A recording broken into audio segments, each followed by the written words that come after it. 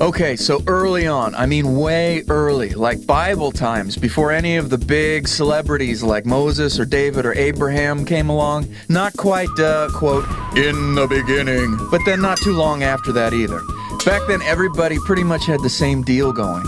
You had just a few options on how you could make ends meet. You could be a farmer, raise livestock, be a hunter. If you were really good at it and you lived near the right people, maybe you could make clothes or tents or stuff like that. But there weren't really any insurance salesmen or custom cabinet makers or bridal shops or pizza places. So most people worked on the basic stuff and traded for the other stuff they wanted. You know, the cattle farmers would trade leather and milk and cheese and beef jerky to the sheep farmers who had wool and mutton and the spicy cylinders of lamb that they used to make gyros. The guys who had vineyards were popular with everyone because wine goes with both gyros and beef jerky, I hear. Also, grapes and raisins are popular with everyone except for fig and date farmers. Anyway, it was hard to make change for a cow unless you happened to have the right size sheep. And if you didn't, well, things got pretty bad for the sheep. So one day this exotic caravan rolls through town and they have all this interesting stuff like spices and baubles and trinkets and things like that. So Mrs. Tentmaker decides she can sew some bling onto her tents to make them more expensive for the holidays. Also, she can market the new goat-resistant model of tent for the season.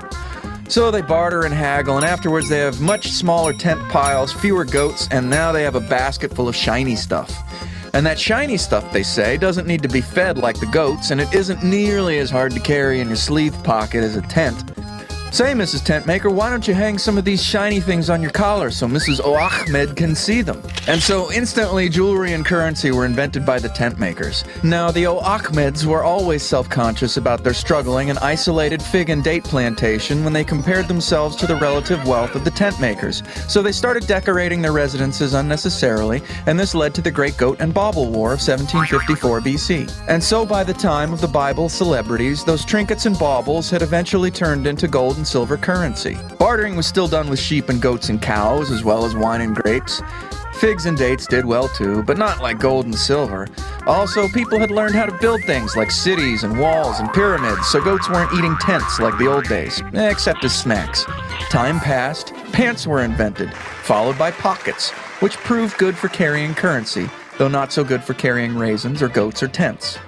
The enterprising explorers of the American continent filled their pockets with bling and went stomping through the underbrush trying to make deals, at gunpoint if necessary. But finding that the residents only had groceries to trade, they opted to take New York instead. This made a lot of people on both sides very upset and resulted in a lot of violence and impoliteness. So to keep things civil, everyone agreed that money should be made of paper. The guy who kept all the gold and issued all the paper is a guy named Midas.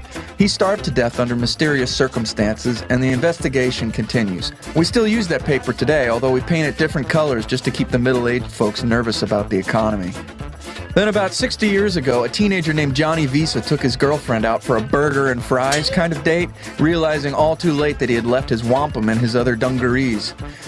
They used words like wampum and dungarees back then. But anyway, since he knew the burger shop owner, he offered his driver's license as collateral until he could come back discreetly with a goat, some paper money. And that's when he got the idea to start using a card for credit to cut down on how much paper he needed to carry in his trouser pockets. Filthy rich from the idea, he later married that girl, Susie MasterCard, but they split up a few years later over charge disputes. Then in 2001, we entered the future. A computer named HAL took over all the financial credit card systems, starting with Y2K. Now we just trade digital credits back and forth, and machines tell us that our credits are worth less than our paper, which was never a good substitute for wampum or gold or figs or goats. It is the age of the apocalypse. Robots run amok, killing humans and acquiring their credits. One became the governor of California. Most human survivors exist in a prison known as the middle class, working strenuously to pay artificial credits to a robot for possessions we need to impress our fellow prisoners. And that, my friends, is the whole real history of money.